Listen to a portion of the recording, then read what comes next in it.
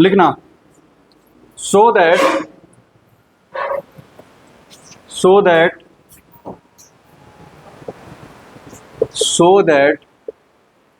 the sum of all terms of an AP, the sum of all terms of an AP whose first term is A, whose first term is A, the second term is B, the second term is B, ठीक है, and the last term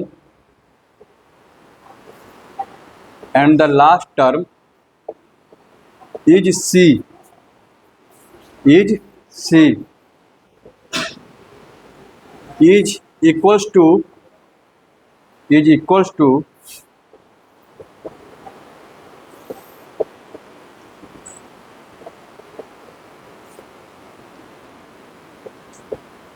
यानी कि AP का तुमको first term ए दिया है, second term B दिया है और लास्ट टर्म को सी दिया है, ठीक है। तो बोल रहा है कि ये प्रूफ करो कि उसका जो सारे टर्म का जोड़ जो होगा ये आएगा b plus c minus 2a into a plus c divided by 2 into b minus a. करो, एज्यूम करो, हिंट देते हैं, एज्यूम करो कि एक एपी है, ठीक है, उसमें एन टर्म है, उसमें क्या है, एन टर्म, कॉमन डिफरेंस उसका डी है, तो डी का वैल्यू तो निकाल लोगे, डी कितना हो जाएगा, b minus a, second term minus first term, n term assume किए हो, ठीक है, एन का वैल्यू निकाल लो, टोटल लास्ट टर्म दिया है ना, ठीक है, तो वहाँ से एन का वैल्यू निकालो, कितने टर्म है उसके बाद फॉर्मूला पर रख दो। देखना इधर,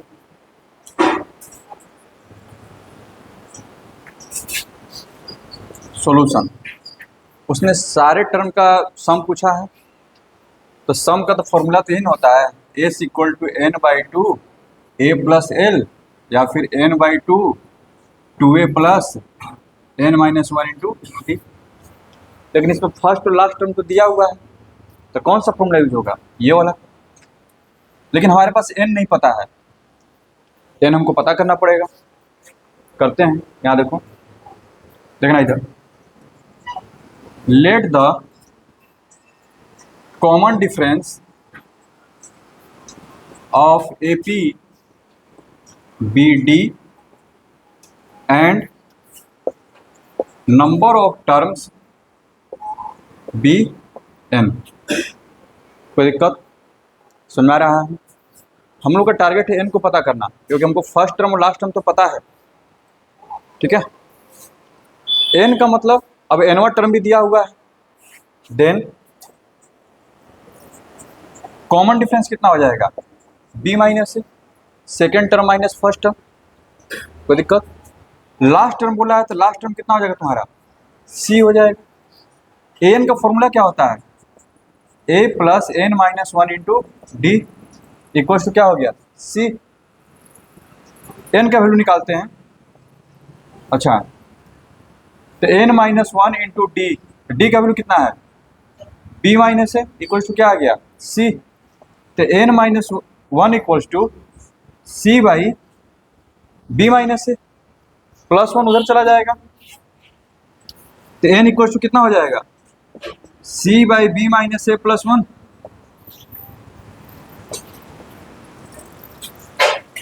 ठीक है ना, कोई दिक्कत। एन का वैल्यू मिल गया, अब तो बस फॉर्मूला रख दो, तो एस इक्वल्स टू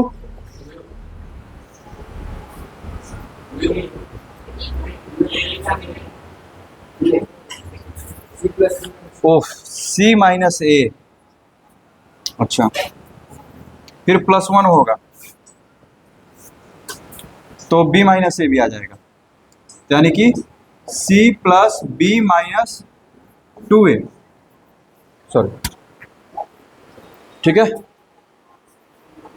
तो एस इक्वल टू क्या होता है, n by two a plus l, n का वैल्यू तुम निकाल चुके हो, 1/2, एन का वैल्यू तुम्हारे पास आ गया c plus b minus 2a by B minus a और ए प्लस एल, तो ए तो यही है और क्या है सी, यही तो प्रूफ करना था कि b plus c minus 2a into a plus c divided by B minus a. समझ में आया? ठीक है, अगला क्वेश्चन लिखो।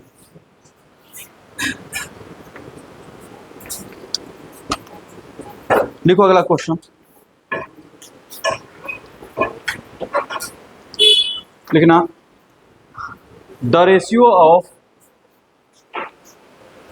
पहले क्वेश्चन लिख लो उसके बाद छापते रहना, टाइम मिल जाएगा। The ratio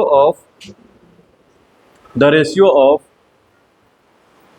the sums, the ratio of the sum of first m, the ratio of the sum of, the ratio of the sum of first m, हाँ first m and first n the ratio of the sum of first m and, ठीक है, and first n terms of n AP, N terms of n AP is m square is to n square, is m square is to n square. हो गया? So that the ratio of, so that the ratio of its mth, the ratio of its mth and nth term, the ratio of its mth and nth term is 2m minus 1, is 2m minus 1 is to 2n minus 1, 2m minus 1 is to 2n minus 1, so that the ratio of its mth and nth term is 2m minus 1 is to 2n minus 1। बनाओ जल्दी, वही logic वही है, एक ही condition दिया है और एक कंडीशन देता है तो पता ही हो गया क्या करना है, ए और डी में रिलेशन आएगा।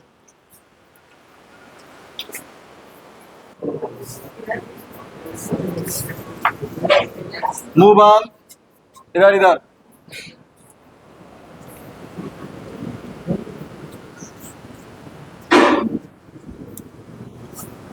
यहां देखो,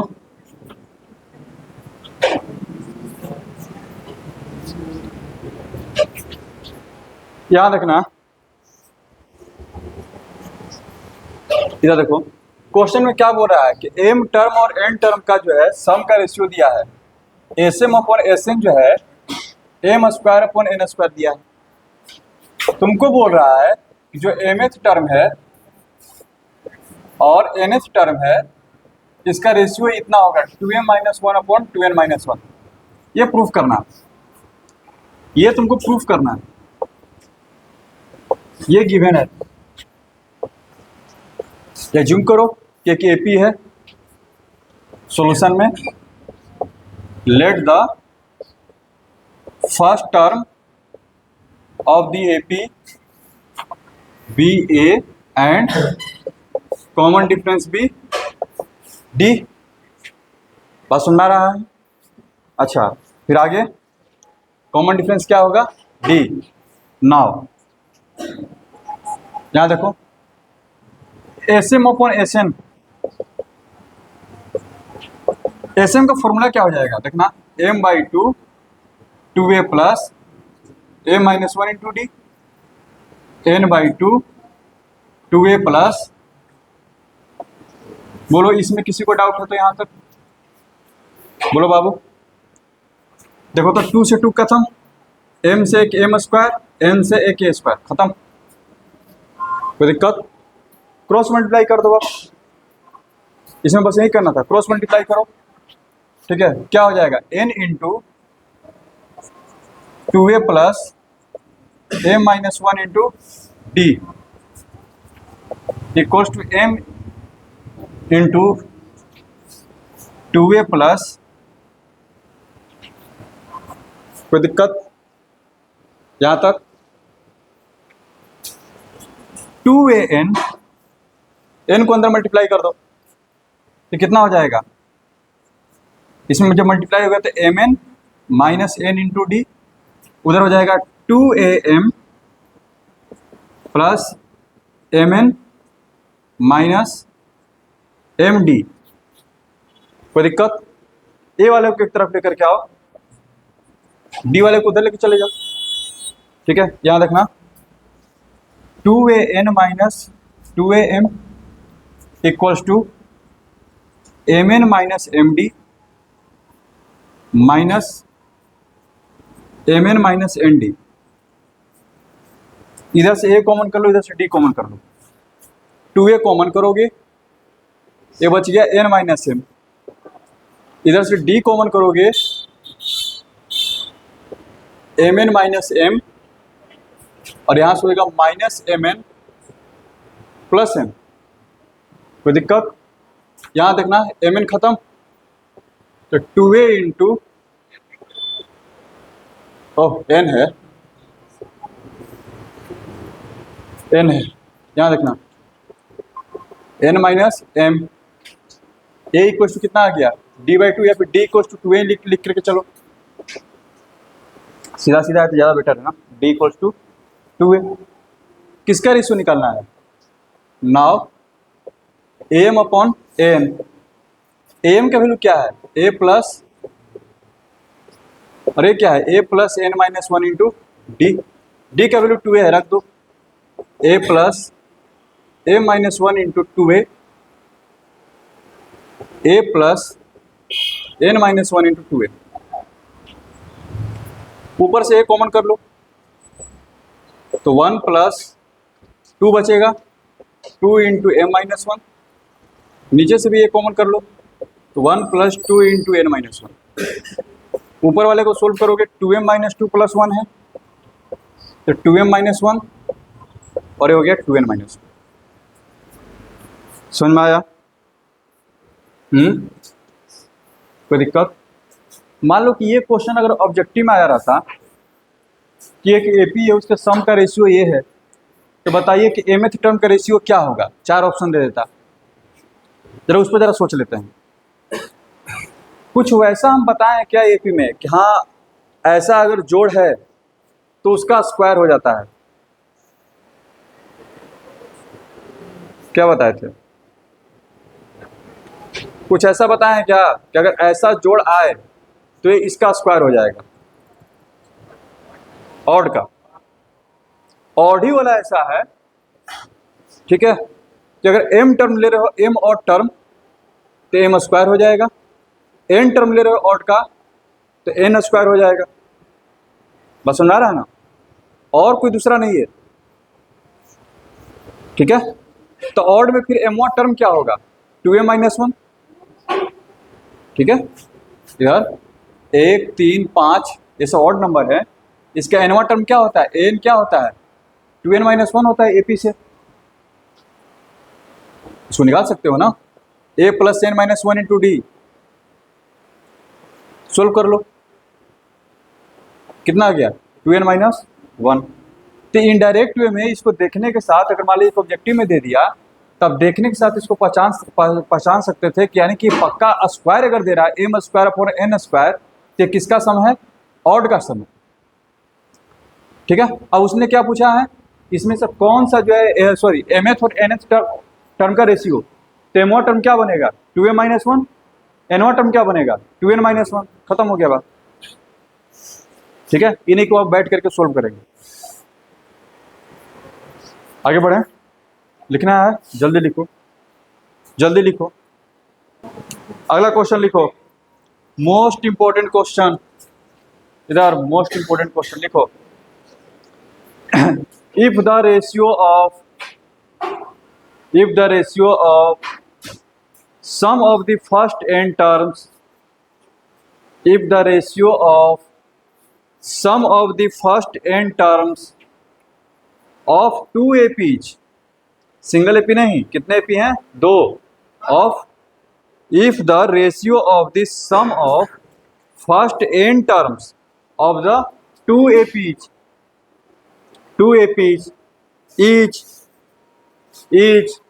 क्या रेशियो जरा बोर्ड पे लिख रहे हैं 7n+1 is to 4n plus 27 is the 7n+1 is to 4n plus 27 4n plus 27 ठीक है then find the ratio of their nth term then find the ratio of their ninth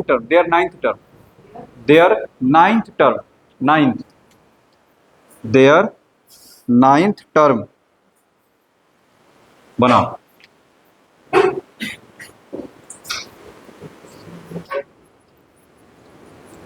देखो इधर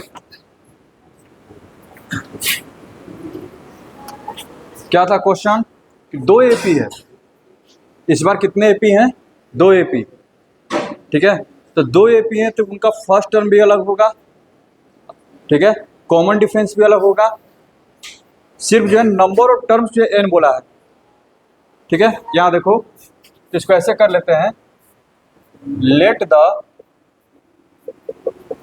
first term of first AP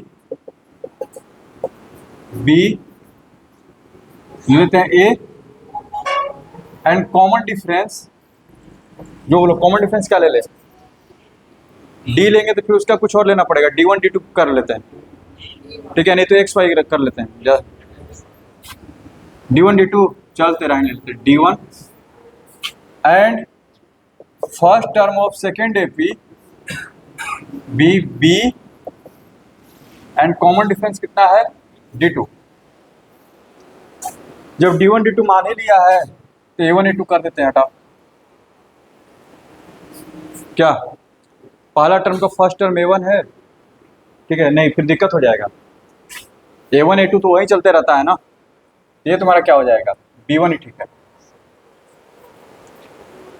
AP कैसे चलता है A1 A2 A3 फिर confusion हो जाएगा यहाँ देखो और क्या बोला है गिवन कंडीशन क्या है दोनों का सम का जो है रेशियो दिया है n टर्म का ठीक है S1 S2 ठीक है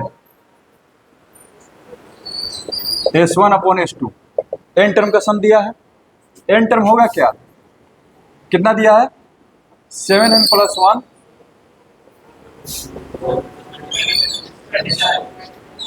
ठीक है और तुमसे पूछा क्या है नाइन्थ टर्म का यानी कि A9/B9 क्या होगा ये तुमसे पूछा ठीक है बहुत इंटरेस्टिंग सवाल है और ये ऑब्जेक्टिव में जो है ठीक है पहले 11th-12th में पूछता था ठीक है बहुत अच्छा क्वेश्चन है ये कि 10th क्लास में कैसे पूछ लिया हमको तो ये नहीं समझ में आता नहीं पूछना चाहिए देखना इधर ऑब्जेक्टिव भी है ये पहले समझाते हैं फिर उसके बाद ऑब्जेक्टिव बनाने का तरीका सिखाते हैं देखना हमको मेरे पास सम दिया हुआ है इस सम से कहाँ जाना है टर्म पर तो सम का फॉर्मूला रखते हैं सम का फॉर्मूला क्या होगा दोनों n टर्म का सम है तो n टर्म का सम है तो ये क्या होगा n/2 ठीक है ए और बी ले लेते हैं 2a + n-1 इंटू D1 और ये हो जाएगा n/2 2b + n-1 into D2 move on नहीं पढ़ना है यहां से चले जाओ याद रखना ठीक है कैंसिल हो जाएगा क्या आ गया हमारे पास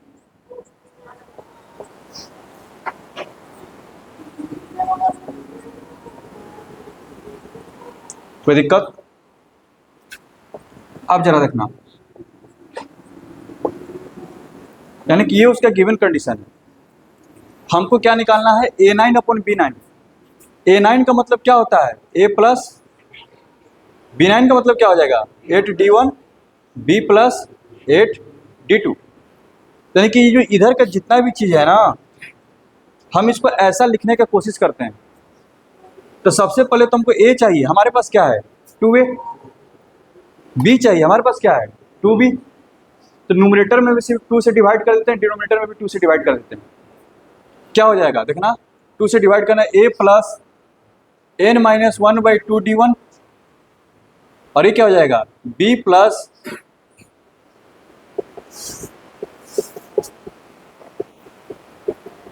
यही ना है, कोई दिक्कत। अब जो है फॉर्मूला के अकॉर्डिंग हमको जो अपना जो सोल्यूशन निकालना हो, यहाँ पर हमको क्या चाहिए 8, क्या चाहिए 8। अब हम n का वैसा वैल्यू चूज करें कि जिसको हम यहाँ पर रखें तो वो 8 हो जाए।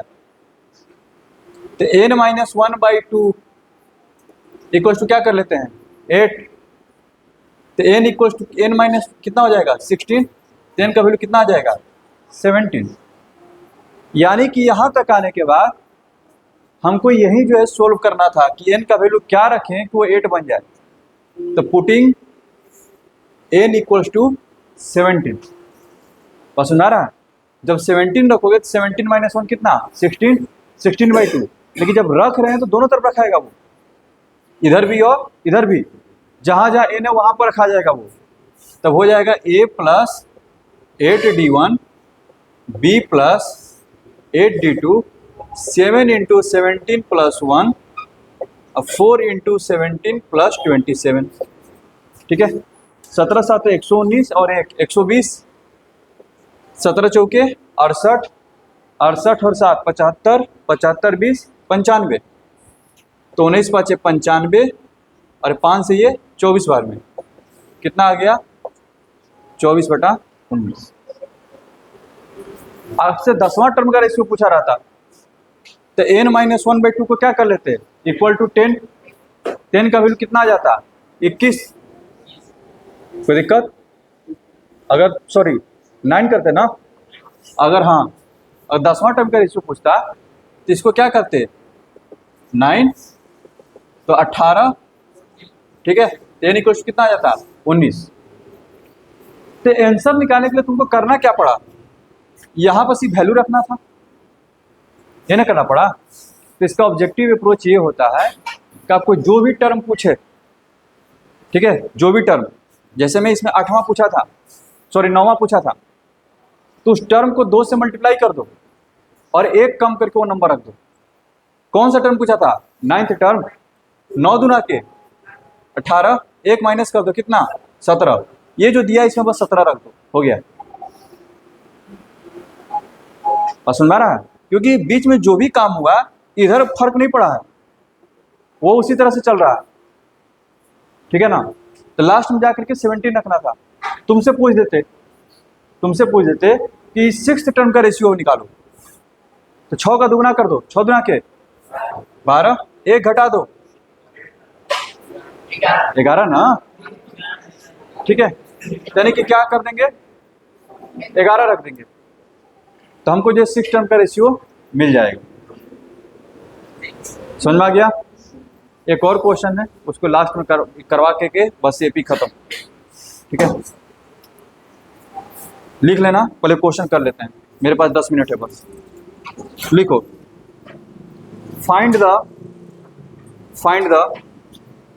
Middle term of the sequence, find the middle term of the sequence formed by, find the middle term of the sequence formed by all 3-digit number, find the middle term of the sequence formed by all 3-digit number which leave a remainder 3, formed by all 3-digit number, formed by all 3-digit number which leave a remainder 3, which leave a remainder 3 when divided by 4, when divided by 4, remainder 3 when divided by 4, also full stop, उसके बाद also find the also find the sum of also find the sum of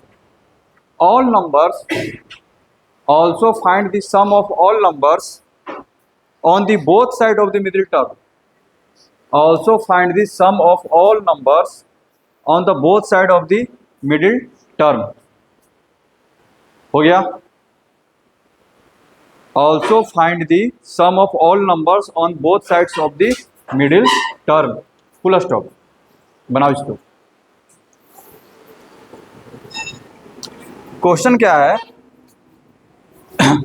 बोल रहा है कि पहले तो वैसे number लिखो 3 डिजिट नंबर जिसको 4 से डिवाइड करने पर रिमाइंडर 3 आ रहा है. ठीक है, तो सबसे पहले जो 3 डिजिट नंबर क्या है 100, 4 से डिवाइड करेगा तो 25 टाइम्स कट गया ना. लेकिन वैसा नंबर चाहिए जो कि रिमाइंडर 3 दे, तो इसमें क्या कर देंगे +3. तो पहला नंबर तुमको क्या मिला 103, दूसरा नंबर फिर 107 हो जाएगा. 4 जोड़ते चले जाओ, 4 से डिवाइड करना था ना, फिर 107, 111 करते करते कहाँ तक पहुँच जाएंगे 999 है. 4 से डिवाइड करते हैं, 4 दूना के 8, 19, 4 चौके के 16, तो 4 9 36. ये तो वहीं तक पहुँच गए. ठीक, समझ आ रहा है? तो नंबर हमारे पास आ गए. ठीक है, एक एपी है, इसका पहला टर्म कितना है 103 है, डी कितना है 4 है. जो लास्ट टर्म का बात किया जाए ए 999 है. अब वो हमसे बोल रहा है कि सबसे पहले तो मिडिल टर्म निकालो, उसके बाद जोड़ने घटाने के बारे में सोचना. ठीक है, तो पहले ये तो पता कर लो टोटल कितने टर्म है. सुना रहा है? तो लास्ट टर्म कितना है 999 है ना, तो an इक्वल्स टू 999. an का फॉर्मूला होता है a plus n minus 1 into D. a कितना है 103 और d का वैल्यू है 4. तो n minus 1 into 4 equals to, इसको माइनस करोगे तो 6 9 8 और 4 से 1 कट जाएगा 2 2 4. 10 इक्वल्स टू कितना आ गया 225. टोटल टर्म कितने हैं 225. मिडिल टर्म निकालना है, ऑड है ना, तो ऑड वाले में मिडिल टर्म निकालने के लिए क्या बताते थे, 1 बढ़ा करके 2 से भगा दे देना. सो मिडिल टर्म इधर, so middle term equals to 225 plus 1 by 2 हो जाएगा, 226/2 यानी कि 113 टर्म. 113वां टर्म क्या होगा तुम्हारा मिडिल टर्म होगा. निकाल दो a 113, तो a प्लस 112d. a का वैल्यू कितना 103 और d का वैल्यू कितना हो जाएगा 4 ना, 448, 451, 551.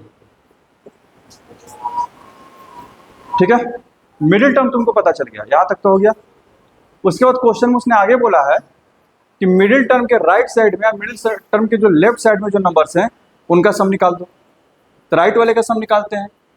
ठीक है, sum of right terms of middle term. तो राइट में कौन कौन आ जाएंगे 103, 107, 111 से लेकर के मिडिल टर्म 551 है. इसके इधर ठीक 4 माइनस कर दो तो क्या आएगा 547. तो टोटल टर्म कितना था 113 मिडिल टर्म है, तो इधर टर्म कितने हो जाएंगे 112. ठीक है, तो सम ऑफ राइट टर्म तो 112/2. फर्स्ट और लास्ट, फर्स्ट कितना 103, लास्ट कितना 547. कर दो इसको, ये हो गया 56, 550, 650. ठीक है, ये तुम्हारा क्या हो गया राइट का. मल्टीप्लाई कर लो अपना, लेफ्ट का सम निकाल देते हैं. तो लेफ्ट वाला क्या होगा 551 के बाद शुरू होगा, यानी कि 555 स्टार्ट होगा और कहाँ तक जाएगा.